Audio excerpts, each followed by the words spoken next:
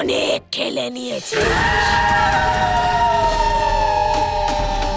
এবার আমি তোকে এমন এক অন্ধকারে বন্ধ করব যেখানে তুই আর নিজেকেই খুঁজে পাবি না।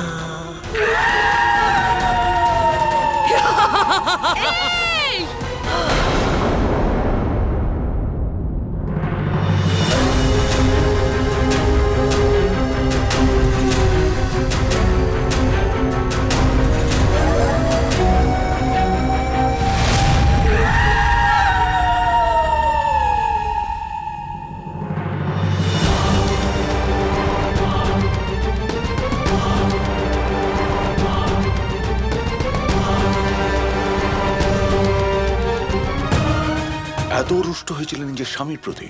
8 বছর ধরে তোমায় আমন্ত্রণ পাঠিয়েছিলাম, আর না তুমি সেই আমন্ত্রণের উত্তর দিয়েছ, না এসেছ।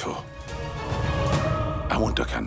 আপনার হয়তো মনে নেই, আপনার বোন দেবকীর বিবাহে আমি উপস্থিত ছিলাম। আমি আর অস্তি একটু দেরি করেই ওখানে পৌঁছেছিলাম, আর সেখানে পৌঁছানোর পর আমরা যা দেখলাম সেটা আমি কখনোই দেখতে চাইনি। দেবকীর গর্ভের 8ম সন্তান তোর কাল হয়ে জন্মাবে, আর তোকে এই পৃথিবী থেকে চিরদিনের মতো মুক্তি দেবে। যার মনে ভয়ের সৃষ্টি হয় সে কখনোই আমার স্বামী হতে পারে না। বীর যে কোনো দৈববাণীকে অসত্য প্রমাণ করতে পারে, যে কোনো অসম্ভবকে সম্ভব করতে পারে, আর যদি সেটা করতে না পারে সে আমার স্বামী হতে পারে না। আমার স্বামী দেবকীর 8ম পুত্রকে হত্যা করে নিজের বিজয় প্রতিষ্ঠা করবে। এবার আমরা তখনই ফিরব যেদিন মহারাজ কংস প্রমাণ করবেন যে উনি মহাবলী কংস। আর এখন তোমার কি মনে হয়? এইটাই যে আমি আমার স্বামীকে চিনতে কোনো ভুল করিনি। আর আমার সম্পূর্ণ বিশ্বাস, এই সমস্ত অস্ত্র দেখে তুমি বুঝতে পারবে যে তোমার স্বামী তোমায় স্বাগত জানাতে কোনো ত্রুটি রাখেনি। কাল পর্যন্ত যে কংসকে দেখে তুমি লজ্জিত হয়েছিলে, শীঘ্রই তাকে দেখে গর্বিত হবে। শীঘ্রই পুতনা কংসের কালকে পাতাল থেকে হলেও খুঁজে আমার সামনে নিয়ে আসবে, জীবিত অথবা মৃত। কিন্তু আর্য, যদি পুতনা ওই বালককে আনতে না পারে তখন কি হবে?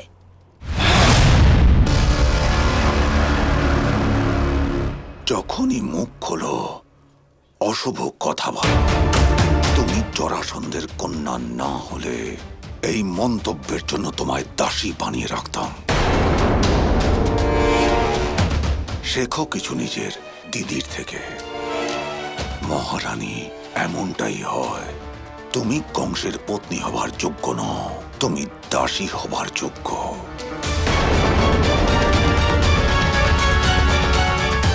যাও, আমার আর প্রাপ্তির জন্য ভোজনের ব্যবস্থা করো।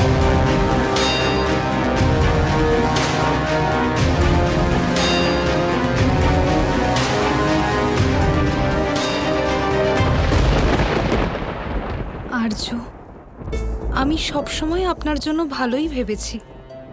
আশা করছি যে কোনো একদিন আপনি নিশ্চয়ই এটা বুঝবেন।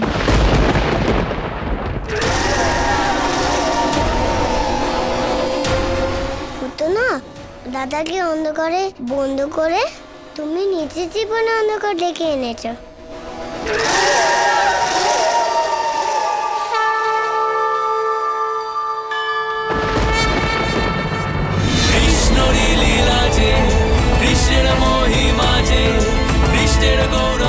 হঠাৎ এত অন্ধকার কেন হয়ে গেল?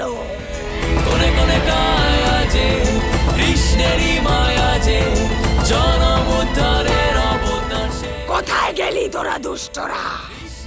শুধু একবার আমাকে দেখা দে, তারপর আর কাউকে দেখা দিতে পারবি না তোরা। আমাদেরকে অদৃশ্য করার আগে দেখে তো না আমরা কোথায়।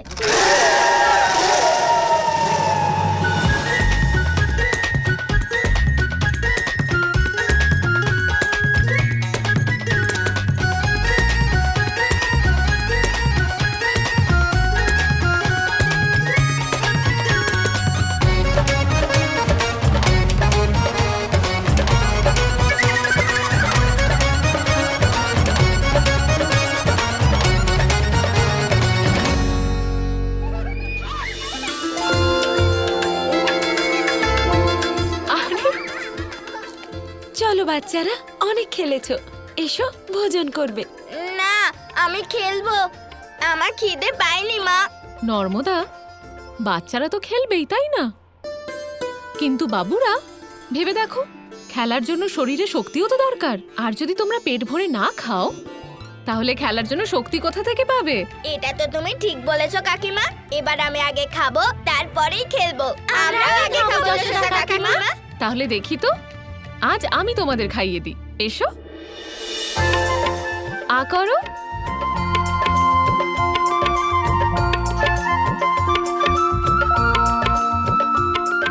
নিজের সন্তান থাকা সত্ত্বেও অন্য বাচ্চাদের প্রতি তোমার ভালোবাসা প্রশংসনীয়। বাচ্চাদের মধ্যে ঈশ্বর বিরাজমান নর্মদা, ওদেরকে কেউ কেন ভালোবাসবে না?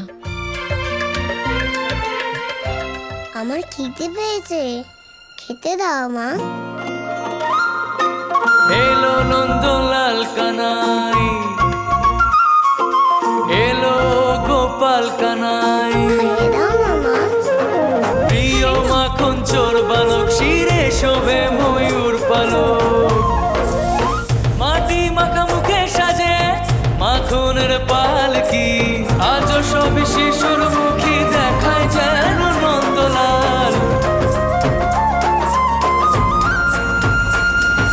রোজদুলাল নন্দলাল, জয় গোপাল জয় গোপাল, রোজদুলাল নন্দলাল, জয় গোপাল জয় গোপাল, রোজদুলাল নন্দলাল। সব বাচ্চাদের মধ্যে আমি আমার গোপালকেই দেখছি। নিশ্চয়ই ওর খুব খিদে পেয়েছে, আমাকে এক্ষুনি বাড়ি ফিরতে হবে।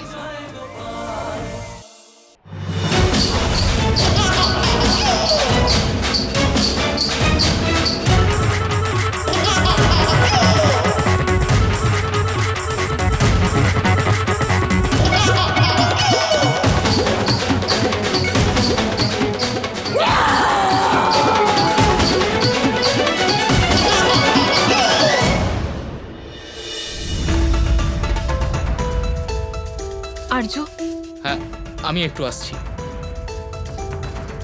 কি হয়েছে যশোদা, তোমায় এত চিন্তিত লাগছে কেন? আর্য, এবার চলুন না বাড়ি যাই। আপনি বলেছিলেন বলে আমি গোপালকে বাড়িতে রেখে এলাম তো বলুন, সবার সাথে দেখাও করেছি। গোপালের হয়তো খিদে পেয়েছে, চলুন না। এ কেমন কথা বলছো যশোদা? দেখো এখনো কত লোক আছে, আর এমনিতেও ভোজন না করে যাওয়া ঠিক হবে? তাছাড়াও পুত্রকে দেখাশোনা করার জন্যে বাড়িতে দাইমা তো আছেই।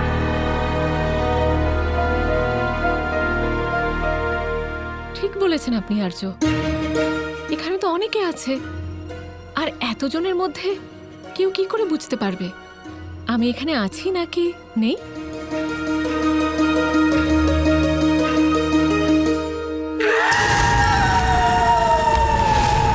এ কেমন মায়া! হঠাৎ এখানে অন্ধকার কি করে হলো? সোনা,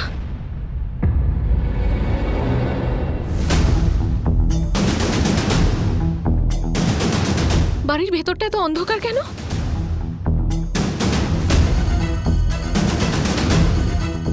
সব দরজা জানলাও বন্ধ। দিদি, বলো যশোদা। বাড়িতে এত অন্ধকার কেন? কি জানি, আমি তো দরজা খুলেই রেখেছিলাম। তাহলে